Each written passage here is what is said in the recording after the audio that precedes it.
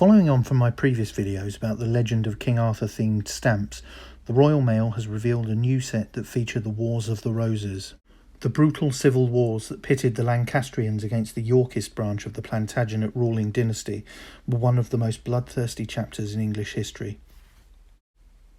The conflict, which ran for more than 32 years from 1455 to 1487, was the inspiration for George R.R. Martin's Game of Thrones and the rest of his A Song of Ice and Fire books.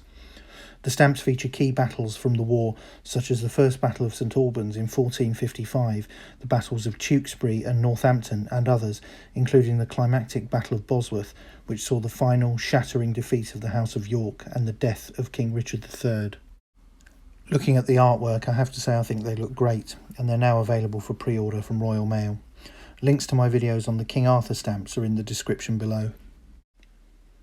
That's it for this video. Don't forget to like, share and most importantly subscribe. Thank you for watching.